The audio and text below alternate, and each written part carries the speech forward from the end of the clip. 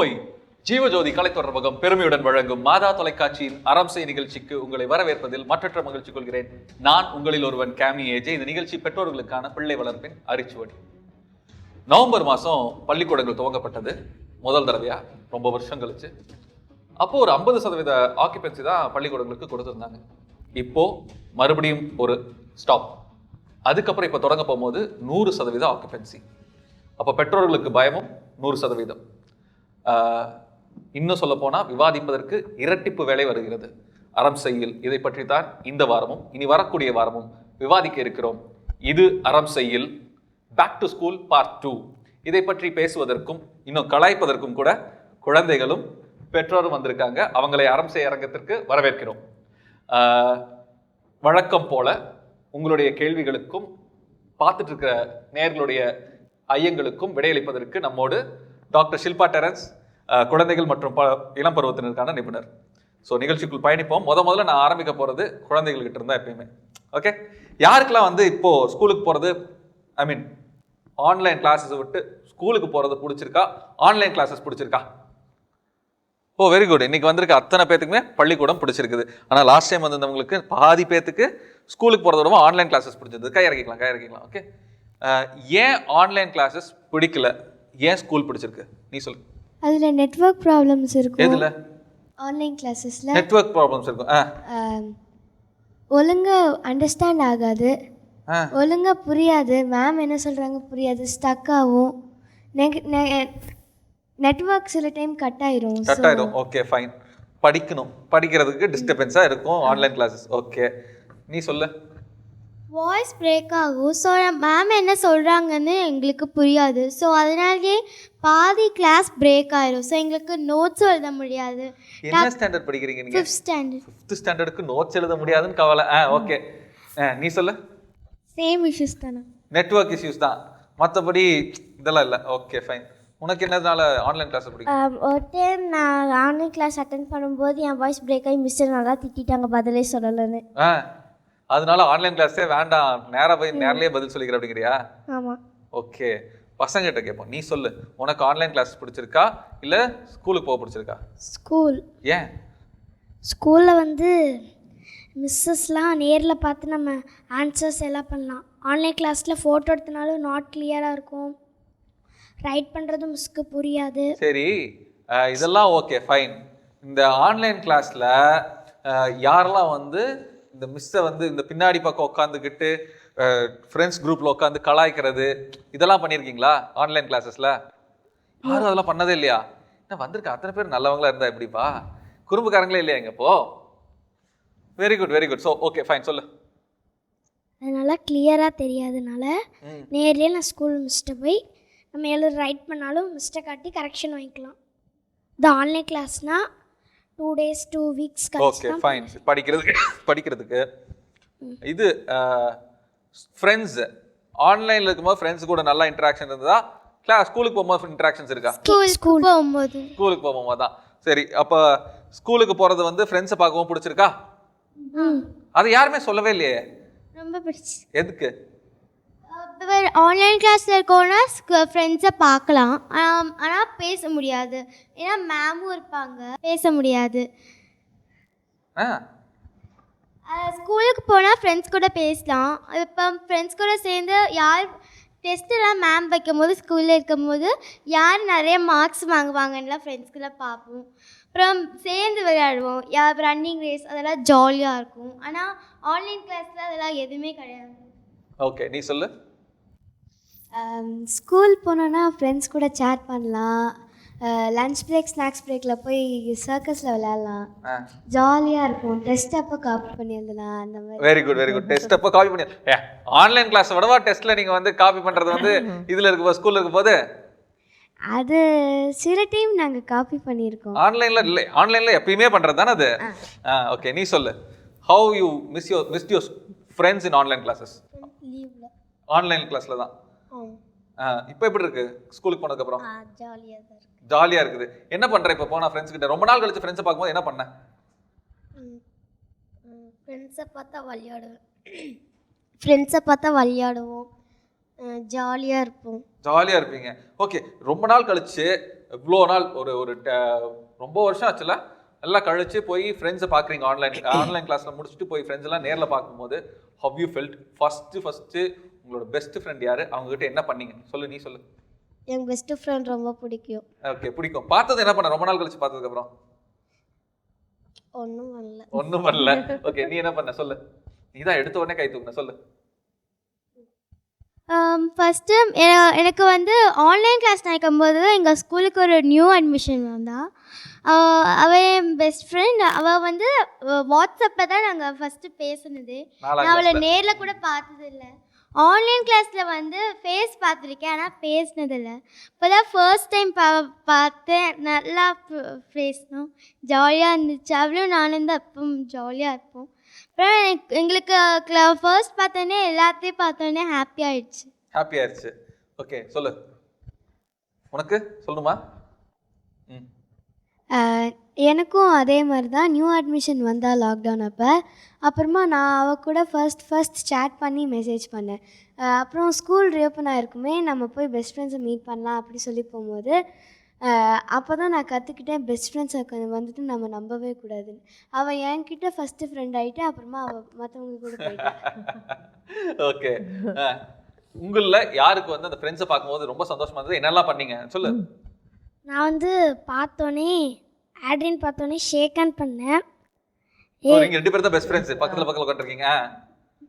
Okay, ஷேக் hand பண்ணிட்டு டே நல்லா இருக்கியாடா, online கிளாஸில் நம்ம பார்க்கவே இல்லை, இப்போ நம்ம நேரில் பார்த்துருக்கோம் அப்படின்னு சேவ் பண்ணேன். ஓகே, நீ கேட்ட. ஆன்லைன் கிளாஸ் முடிஞ்சதுக்கப்புறம் ஸ்கூலுக்கு போய் ஷேக் ஹேண்ட் பண்ணலான்னு பார்த்தா மிஸ் வந்து கையெல்லாம் தொட்டு பேசக்கூடாதுன்னு சொல்லிட்டாங்க. ஓகே, ஸோ அதனால கஷ்டம் தான், ஃப்ரெண்ட்ஸை பார்த்தா கை கூட கொடுக்க முடியல. Very good. நல்ல school actually, that's a good practice. எல்லாம் தள்ளி நின்று ஹாய் சொல்லிக்கலாம், பாய் சொல்லிக்கலாம் கொஞ்ச நாளுக்கு. இதெல்லாம் சரியாகிற வரைக்கும் ஹாய் சொல்லிக்கலாம், பாய் சொல்லிக்கலாம், கையில் கொடுக்க வேண்டாம். ஓகே, ஸோ ஃப்ரெண்ட்ஸை மிஸ் பண்ணது ஓகே. இப்போ ஸ்கூலுக்கு போகிறதெல்லாம் ஃபைன். இப்போ அப்பா அம்மாட்ட கேட்போம். இப்போது ஒரு சில பெற்றோர்களுக்கு இந்த எண்ணம் இருக்கும், அப்பா போய் தொலைஞ்சாங்க அப்படின்னு சொல்லிட்டு. இன்னும் அது வந்து அப்படியே எடுத்துக்கலாம், இல்லைனா வந்து ஸ்கூலுக்கு போகாமல் இருந்தாங்கன்னு சொல்லி. உங்கள் பிள்ளைகள் வீட்டில் இருக்க போகும்போது ஸ்கூலை வந்து எவ்வளோ மிஸ் பண்ணாங்கங்கிறது உங்களுக்கு தெரிஞ்சுதா? யாருக்கும் கண்டிப்பாக தெரிஞ்சிச்சு. என்னென்னா அவங்களுடைய பிஹேவியர்ஸ்லாம் நிறைய சேஞ்சஸ் வந்து இருந்துச்சு. அது எங்களுக்கு ரொம்ப ஹேண்டில் பண்ணுறதுக்கு it's very tough to us. என்னென்னா அங்கே போகும்போது ஒரு டிசிப்ளின் இருந்துச்சு, ஏர்லியராக எந்திரிப்பாங்க, then everything they do themselves. But இப்போங்கும்போது வந்து எல்லாத்துலேயுமே ஒரு லெத்தாஜிக்கல் அவங்களுக்கு இருக்குது. அது வந்து வீட்டில் இருக்க போகும்போது எல்லாம் அப்பா அம்மா பண்ணிக்குவாங்கன்னு விட்டுருவாங்க. அந்த ஒரு லெத்தாஜிக்கல் இருந்துச்சு. அப்புறம் எஜுகேஷ்னல் பேசிஸில் பார்க்கும்போது அவங்க ரொம்பவே சஃபர் ஆனாங்க. ஏன்னா என் பொண்ணுக்கெலாம் தமிழ் சுத்தமாகவே வராது.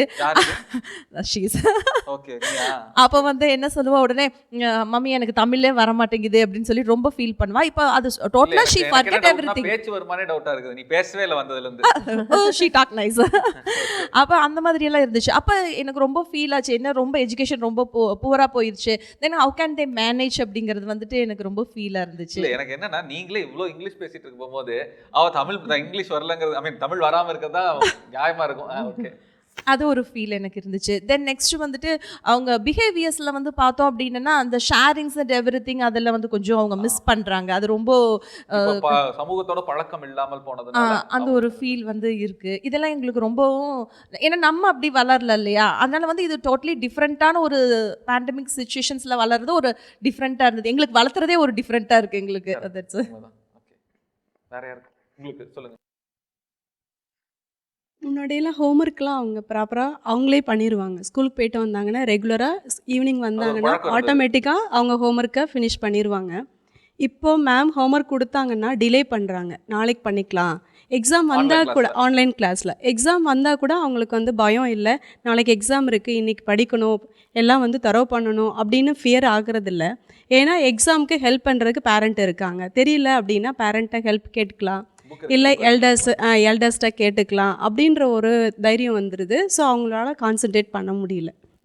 ஓகே, இது ஒரு காரணம். குழந்தைகளுக்கு பார்த்தீங்கன்னா அட்டன் டைமில் வந்து ஒரே நாள்லேயே வந்து தமிழ், இங்கிலீஷ், மேக்ஸுன்னு சொல்லிவிட்டு ஒட்டுக்கா ஒரு 3 கிளாஸ் இல்லை ஒரு 4 கிளாஸ் வந்து எடுத்துடுறாங்க. எடுத்துகிட்டு ஒன் டே லீவ் விட்டுட்டு ஒன் டே விட்டு கிளாஸஸ் அந்த மாதிரி கொடுத்துட்றாங்க ஆன்லைனில். ஆனால் ஹோம்ஒர்க் மட்டும் பார்த்தீங்கன்னா கிட்டத்தட்ட ஒரு குழந்தைக்கு ஒரு 1லேருந்து ஒரு 15 பேஜ் வரைக்கும், ஒரு 1லேருந்து 10 பேஜ் வரைக்கும், ஒவ்வொரு சப்ஜெக்ட்லேயும் ஒரு 10 பேஜ் கொடுத்தாங்கன்னா இப்போ 4th சப்ஜெக்ட்டுக்கு வந்து 40 பேஜஸ் ஆகுது.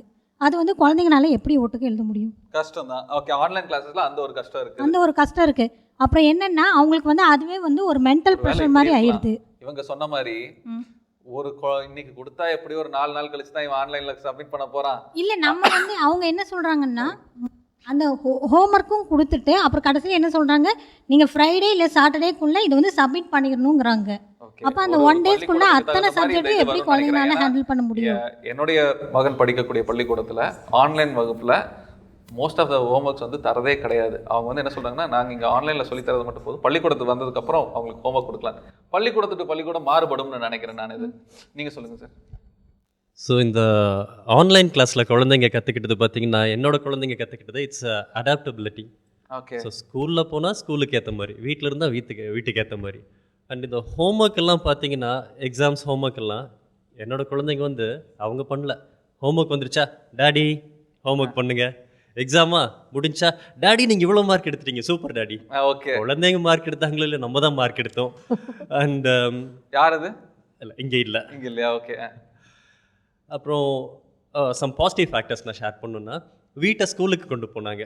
லைக் ஆன்லைன் கிளாஸில் இருக்கும்போது நல்ல ஸ்டாஃப் கேட்பாங்க, வீட்டில் என்ன இருக்குது, இங்கே பாருங்கள் எங்கள் வீட்டில் பூனைக்குட்டி இருக்குது, எடுத்து பாருங்கள், நான் கீபோர்ட் ப்ளே பண்ணுவேன் பாருங்கள். ஸோ இந்த மாதிரி ஒரு விஷயங்கள். ஸோ அப்படி அடாப்ட் ஆகும்போது பார்த்தீங்கன்னா அவங்களுக்கு அந்த ஒரு ஸ்கூல் இல்லை, ஸ்கூலுக்கு போனால் நம்ம வீட்டில் இல்லை, அந்த மாதிரி சேஞ்சஸ் அவங்களுக்கு தெரியல. But still they missed something. ஃப்ரெண்ட்ஸ்லேயே ஒரு நல்ல ஒரு சோஷியல் பிஹேவியர் அதை மிஸ் பண்ணாங்க. அண்ட் ரொம்ப மிஸ் பண்ணிருப்போம் வாய்ப்பு. ஆமாம், கண்டிப்பாக. அப்புறம் நிறைய விஷயங்கள், அங்கே போய் விளையாடுறது. அண்ட் ஸ்கூல் தொடங்கும் போது உறுதியாக ட்ரெஸ் எடுத்திருப்போம். ஒரு 6 மாதம் கழிச்சு ஸ்கூலுக்கு போகும்போது அந்த ட்ரெஸ் பத்தல. ஏன்னா வீட்டில் இருந்தாங்க இல்லையா. ஸோ எந்த ஒரு ஃபிசிக்கல் ஆக்டிவிட்டிஸும் இல்லாதனால ட்ரெஸ் சின்னதாகிடுது. இன்சென்ஸ் குழந்தைங்க வேகமாக வளர்ந்துட்டாங்க. ஸோ இப்போ மறுபடியும் இதெல்லாம் ஆமாம் நிறைய விஷயங்கள். பட் ஒரு ப்ரைம் திங் நான் என்னோட குழந்தைங்க கிட்ட நோட் பண்ணது, தே அடாப்டட் தெம்செல்ஸ். ஓகே, ஸ்கூல் இருந்தாலும் இல்லைன்னாலும் ஸோ சந்தோஷமாக இருந்தாங்க. உலகமே இந்த 2 வருஷத்துல வந்து மொத்தமாக அடாப்ட் பண்ணிட்டு தான் போயிட்டே இருக்கிறோம் நாம. ஓகே. ஸோ இதெல்லாம் ஒரு பக்கம், குழந்தைங்களுக்கு வந்து இதெல்லாம் ஃபைன். யாருக்காச்சும் ஐயோ வீட்டில் இல்லை இவங்கெல்லாம் வந்து ஸ்கூலுக்கு போயிட்டாங்கடா சாமி அப்படின்னு தோணியிருக்கா? ஃபார் மீ டக்கு டக்கு டக்கு டக்கு டக்குன்னு எல்லா அம்மாக்களும் கை தூக்குறாங்க. ஏன்னா அப்பாக்கள் பெருசாக இது பண்ணுறதில்ல, அம்மாக்கள் தான் வீட்டில் இருக்காங்க. ஓகே, நீங்கள் சொல்லுங்கள். எனக்கு வந்து 4 குழந்தைங்க. எங்கள் வீட்டில் என்ன நடந்துச்சுன்னா, ஆயிஷா ஸ்கூலுக்கு ஆன்லைன் கிளாஸில் ஹோம்ஒர்க் கொடுத்துட்டாங்கன்னா ஹோம்ஒர்க் எழுத மாட்டான். பிள்ளைங்க கூட போய் நல்லா சேட்டிங் எப்படி பழகிக்கிறது, எப்படி மெசேஜ் அனுப்புறது, அதெல்லாம் தான் பார்த்துக்கிறது. பிள்ளைங்க குறும்பு செய்கிறது ரொம்ப ஜாஸ்தியாக இருந்துச்சு வீட்டில். இப்போ ஸ்கூல் திறந்ததுக்கப்புறம் இப்போ கொஞ்சம் நல்லா இருக்குது, வீடு அமைதியாக இருக்குது. 4 பேர் இருந்து 4 பேர் அப்படியே காணா போயிட்டா அப்படி சந்தோஷமா இருக்குல்ல அம்மாக்களுக்கு. அப்படி ஒரு சந்தோஷம். Very good very good very good. So நீங்கள் சொல்லுங்கள், அவங்களுக்கு வந்து காணா போய் சந்தோஷம், உங்களுக்கும் அப்படி தானே? இல்லை, ஆன்லைன் கிளாஸ் அப்போ அவங்க எந்திரிக்கிறது வந்து ரொம்ப லேட்டாக எந்திரிப்பாங்க. அவங்க டிஃபன் சாப்பிட்ற டைமே சேஞ்ச் ஆயிரும், லஞ்ச் எடுக்கிற டைம் மாறிடும்.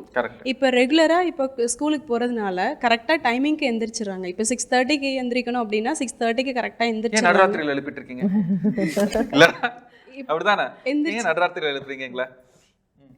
அவங்க சப்போஸ் நான் டிலே ஆச்சுன்னா கூட அவங்களே சொல்கிறாங்க, அம்மா சீக்கிரம் எழுப்பிவிடுங்க அப்படின்னு சொல்லி அந்த சீக்கிரமாக எந்திரிச்சிடுறாங்க. ரெகுலராக அவங்களுடைய ஒர்க்கை வந்து ஆட்டோமேட்டிக்காக பண்ணுறாங்க. ஓகே. அப்போ மொபைலில் திறந்ததுக்கு அப்புறம் அது நடக்குது. முன்னாடினா எந்திரிச்சு டப்புன்னு போயிட்டு கிளாஸ் அட்டெண்ட் பண்ணிட்டு அப்புறமா வந்து குளிக்கிறது, பல்லு விளக்கிட்டு அப்புறமா சாப்பிட்றதெல்லாம் நடக்கும். கரெக்ட். அப்புறம் முன்னாடியெல்லாம் அவங்களுக்கு வந்து ரொம்ப ஃப்ரீயாக வீட்டில் இருந்தாங்க, மொபைல்ஸ் வந்து அதிகமாக யூஸ் பண்ணிகிட்டு இருந்தாங்க, டிவி அதிகமாக பார்க்குறதுக்கு டைம் இருந்தது.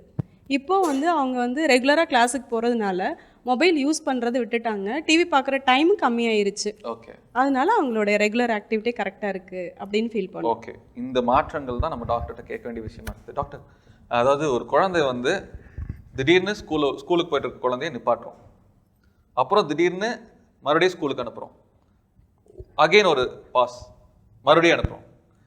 இது குழந்தைங்களுடைய மனசுக்குள்ளே எவ்வளோ பெரிய தாக்கத்தை ஏற்படுத்தும், என்னென்னலாம் பண்ணும் ஒரு குழந்தைக்குள்ள? அதாவது நமக்கே வேலைக்கு போன போதே ஒரு மாதிரிலாம் நிறையா விஷயங்கள் புதுசாக இருந்தது, எல்லாமே இருந்தது.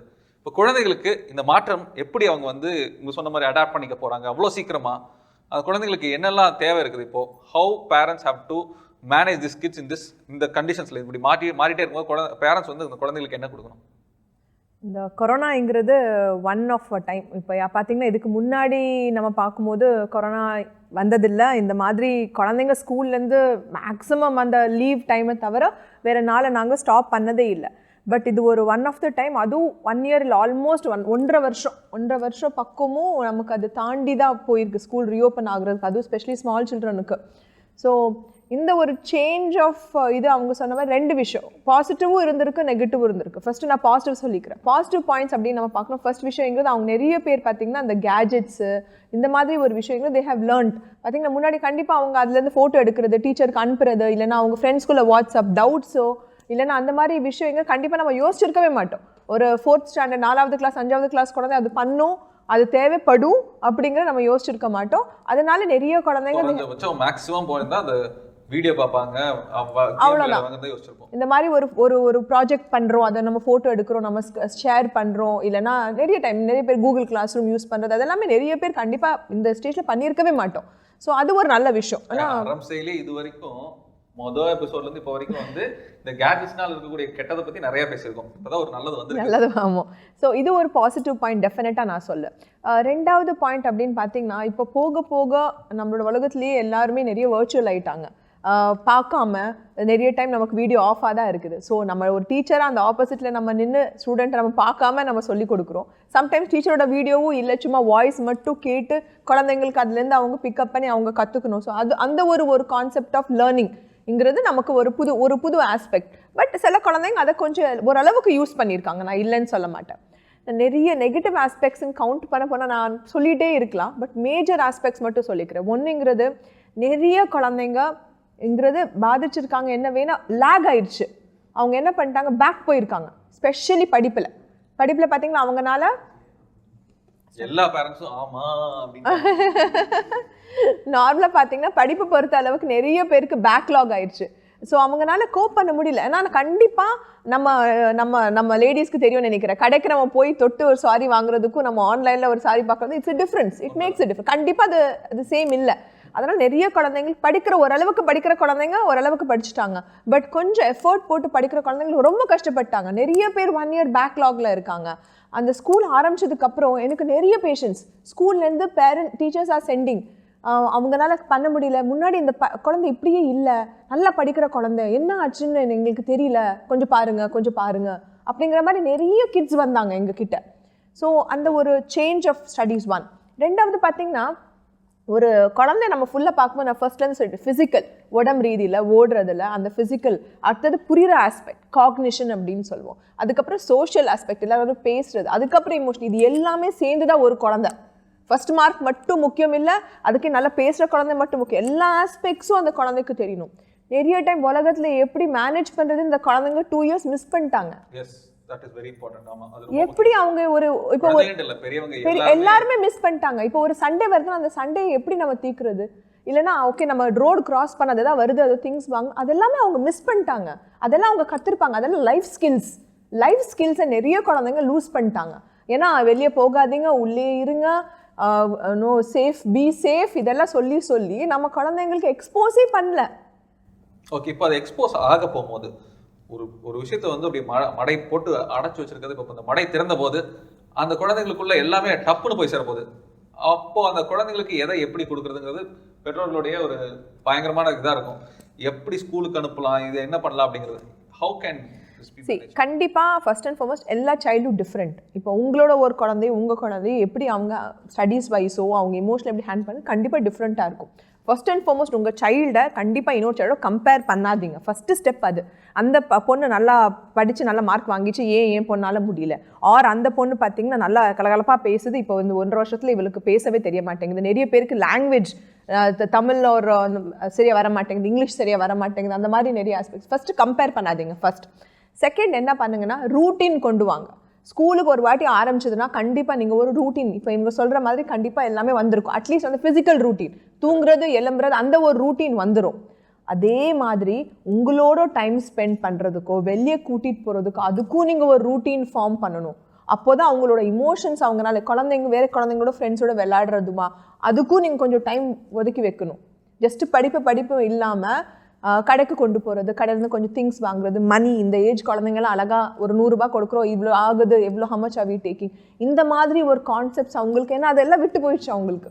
கரெக்ட். இப்போ அதாவது வெளி உலகத்தோட இருக்கக்கூடிய தொடர்புகள் எல்லாமே ஒன்னொன்னா கொண்டு நம்ம கொண்டு வரணும். அது நம்ம தான் ஆஸ் பேரண்ட்ஸ் அவங்கள இன்னும் கொஞ்சம் எக்ஸ்போஸ் ஆகணும். குறும்பான குழந்தைகள், அவங்கள வளர்க்கக்கூடிய பெற்றோர்கள். இப்போ குழந்தைகள் பள்ளிக்கூடத்துக்கு போகிறத பற்றி எத்தனையோ விஷயங்கள் பேசியிருக்கோம். ஆனால் இதோட முடிய போகிறது கிடையாது. ஏன்னா இது பெரிய ஒரு டாபிக். அதனால அடுத்த வாரமும் இதே தலைப்பில் குழந்தைகளையும் பெற்றோரையும் வைத்து விவாதிக்க இருக்கிறோம். அதுவரை உங்களிடமிருந்து விடைபெறுவது நான் உங்களில் ஒருவன் கேமி ஏஜே. இது மாதா தொலைக்காட்சியின் அறம் செய்.